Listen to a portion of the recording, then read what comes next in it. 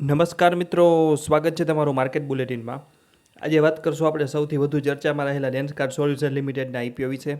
IPO વિશે તમને તમામ વિગતોર માહિતી આપશો, એ પણ આપણી ગુજરાતી ભાષામાં. અને અરજી કરવી કે નહીં તેના વિશે પણ મંતવ્ય આપશો. તો વધુ વાત ન કરતાં શરૂઆત કરીએ.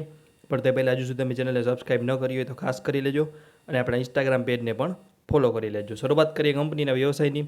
તો આપ સૌ જાણો જ છો કે લેન્સકાર્ટ સોલ્યુશન લિમિટેડ એક ટેકનોલોજી આધારિત આઈવેર એટલે કે ચશ્માની કંપની છે, જેનો મુખ્ય હેતુ સૌને સસ્તો અને ઉચ્ચ ગુણવત્તાવાળું આઈવેર પૂરું પાડવાનો છે. તેઓની ડિઝાઇનિંગ, મેન્યુફેક્ચરિંગ, બ્રાન્ડિંગ અને રિટેલિંગ સહિતની તમામ કામગીરી સંકલિત એટલે કે ઇન્ટિગ્રેટેડ રીતે કરે છે, અને ગ્રાહકોને પ્રિસ્ક્રિપ્શન ચશ્મા, સનગ્લાસીસ, કોન્ટેક્ટ લેન્સ અને અન્ય એસેસરીઝ સીધી જ વેચે છે. ડાયરેક્ટ ટુ કન્ઝ્યુમર મોડલ છે.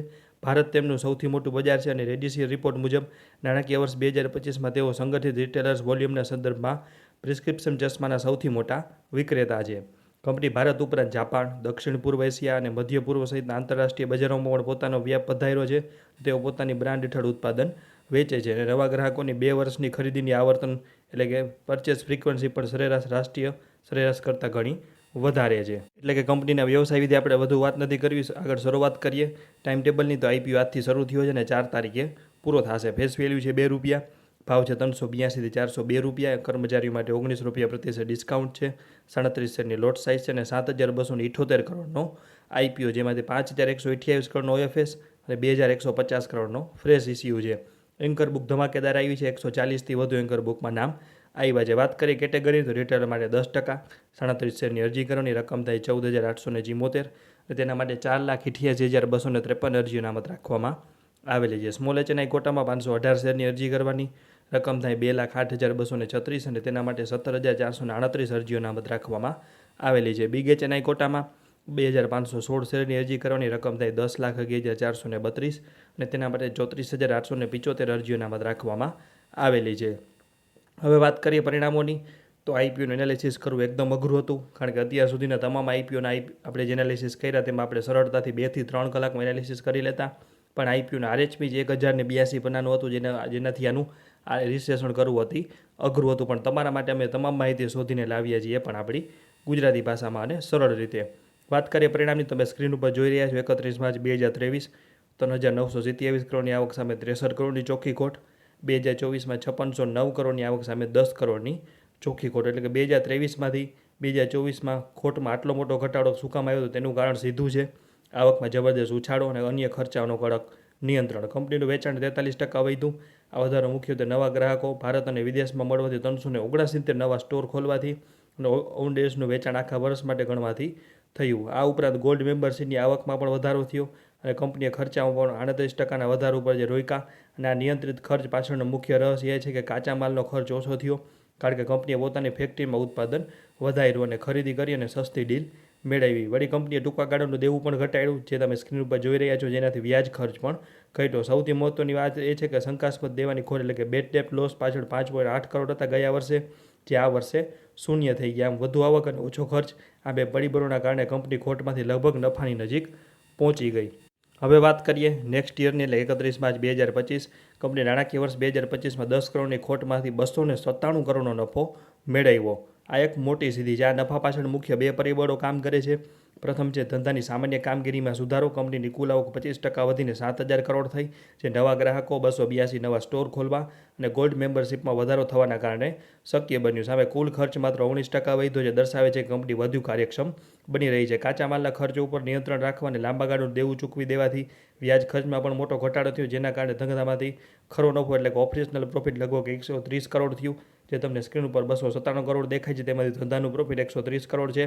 જો કે આંકડો 297 કરોડ સુધી પહોંચવાનું બીજું અને સૌથી મોટું કારણ એ છે કે કંપની ઓન ડેઝના અધિગ્રહણ સાથે જોડાયેલ 167 કરોડનો મોટો એક વખતનો હિસાબી લાભ થયો. અને આ રકમ વેચાણમાંથી નથી આવી, પરંતુ તે કાગળ પરનો નોન કેશ લાભ છે, જેણે કુલ નફાને આટલો મોટો ઊંચો બતાવ્યો.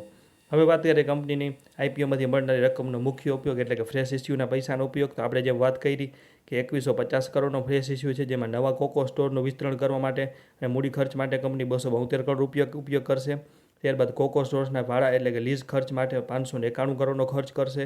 ટેકનોલોજીમાં રોકાણ કરશે. કંપની કામકાજને વધુ મજબૂત બનાવવા ટેકનોલોજી અને ક્લાઉડ ઇન્ફ્રાસ્ટ્રક્ચરમાં રોકાણ કરવા માટે 213 કરોડનો ઉપયોગ કરશે.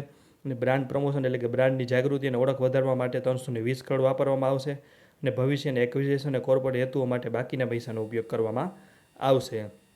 હવે વાત કરી લઈએ જલ્દીથી 5 સારી અને 5 નબળી બાબતોની. શરૂઆત કરીએ સારી બાબતોથી. તો કંપનીની કેન્દ્રીયકૃત સપ્લાય ચેન સમગ્ર કામગીરીનું સંચાલન કરે છે, જેનાથી પરંપરાગત રિટેલ મોડલની અક્ષમતાઓ દૂર થાય. આનાથી ઉત્પાદનની ઝડપી ડિલિવરી સાથે ફાસ્ટ ફેશન કેટેગરીમાં કંપનીના ગ્રાહકોને ઉપલબ્ધ થાય છે. બીજું છે ગુણવત્તા અને સાતત્ય અને ઓછો ખર્ચ, એટલે કે સંપૂર્ણ ઓટોમેટેડ રોબોટિક સિસ્ટમ માઇક્રોન સ્તરની ચોકસાઈ સાથે લેન્સ કાપે છે, જે ગુણવત્તામાં સાતત્ય જાળવી રાખે છે અને મોટા પાયા પરના ઉત્પાદનના કારણે ચશ્માનો સરેરાશ ખર્ચ પરંપરાગત રિટેલ સ્ટોર કરતાં 35થી 40% જેટલો ઓછો થાય છે. ત્રીજું છે direct to consumer D2C model છે. ચોથું છે ટેકનોલોજી આધારિત ગ્રાહકનો અનુભવ. અને પાંચમું છે મજબૂત બ્રાન્ડ અને નાણાકીય મોમેન્ટમ. હવે વાત કરીએ નબળી બાબતોની.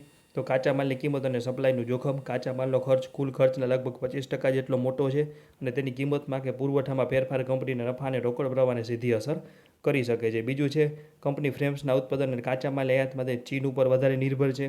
ચીનમાંથી સપ્લાયમાં કોઈ પણ અવરોધ આવે અથવા વિલંબ આવે તો કંપનીના વ્યવસાયો પર નકારાત્મક અસર થઈ શકે છે. ત્રીજું છે ઉત્પાદન કેન્દ્રનું કેન્દ્રીકરણ, એટલે કંપનીના મોટાભાગના મેન્યુફેક્ચરિંગ એકમો ગુરુગ્રામમાં અને ભિવાડી અને ગુરુગ્રામમાં આવેલા છે. આના કારણે ઉત્પાદન અને લોજિસ્ટિકમાં કોઈ સ્થાનિક સમસ્યા આવે તો કામગીરીમાં વિલંબ આવી શકે છે. ચોથું છે ઓછી ઉત્પાદન ક્ષમતાનો ઉપયોગ, એટલે કંપનીની કુલ સ્થાપિત ક્ષમતા સામે વાસ્તવિક ઉત્પાદન ઓછું થાય છે, જે એક નુકસાનકારક છે. પાંચમું છે વૃદ્ધિ જાળવી રાખવાનો પડકાર અને નવા પ્લાન્ટનું જોખમ. કંપની ભૂતકાળની ઝડપી વૃદ્ધિ ભવિષ્યમાં જળવાય છે તેની કોઈ ખાતરી નથી. તેલંગાણામાં 1500 કરોડના નવા મેન્યુફેક્ચરિંગ પ્લાન્ટ નિર્માણ થઈ રહ્યો છે, તેમાં કોઈ વિલંબ આવે તો કંપનીની વિકાસ યોજનાને અસર થઈ શકે. હવે સૌથી મહત્ત્વની વાત કે અરજી કરવી કે નહીં. તો અરજી કરવી કે નહીં નિર્ણય લેવો એકદમ અઘરો હતો આઈપીઓમાં, કારણ કે આનું વિશ્લેષણ કરવું પણ અઘરું હતું. પણ કંપની ટેકનોલોજી આધારિત ચશ્મા બનાવતી કંપની છે. ભીવાડીમાં આવેલ મેન્યુફેક્ચરિંગ યુનિટમાં 75% ઉચ્ચતમ ઓટોમેશનથી કામ થાય છે. ડાયરેક્ટ ટુ કન્ઝ્યુમર બ્રાન્ડ છે. નાણાકીય વર્ષ 2023થી 2025 દરમિયાન આવકમાં 32%નો CAGRથી વધારો થયો છે. 2150 કરોડનો ફ્રેશ ઇસ્યુ છે અને તેનો યોગ્ય કેપેક્સમાં ઉપયોગ થવાનો છે. પણ તેની સામે 100% વેલ્યુએશન ઊંચી છે, જે બધા કહી રહ્યા છે. કાચા માલની કિંમત અને સપ્લાયનું જોખમ છે. આઈપીઓનો મોટો ભાગ OFS છે અને થોડા કાયદાકીય મુદ્દા પણ આવેલા છે.